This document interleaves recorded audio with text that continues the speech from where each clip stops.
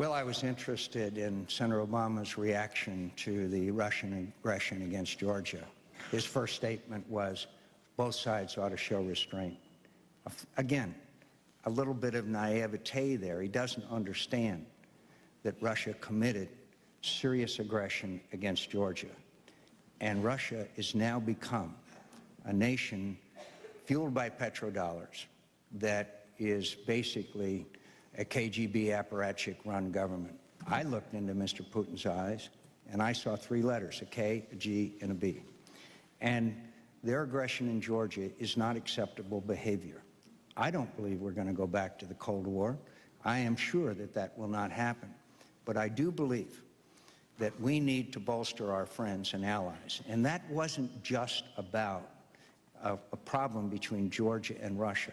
It had everything to do with energy. There's a pipeline that runs from the Caspian through Georgia through Turkey.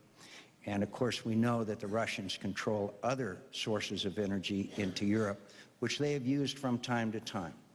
It's not accidental that the presidents of Latvia, Estonia, Lithuania, Poland, and Ukraine flew to Georgia, flew to Tbilisi, where I have spent a significant amount of time with a great young president, Misha Saakashvili.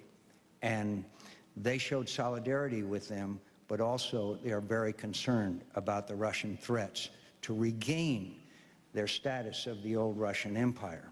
Now, I think the Russians ought to understand that we will support, we, the United States, will support the inclusion of Georgia and Ukraine and the natural process, inclusion into NATO.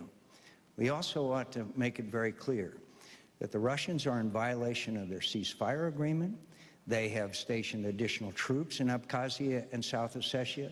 By the way, I went there once, and we went inside and drove in, and there was a huge poster. And this is Georgian territory, and there was a huge picture of Vladimir Putin, and it said, Vladimir Putin, our president. It was very clear the Russian intentions towards Georgia. They were just waiting to seize the opportunity. So this is a very difficult situation.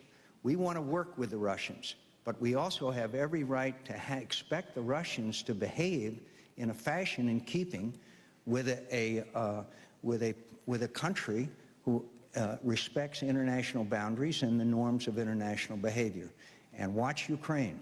This whole thing has got a lot to do with Ukraine, Crimea, the base of the Russian fleet in Sevastopol, and the breakdown of the political process in Ukraine between Tymoshenko and Yushchenko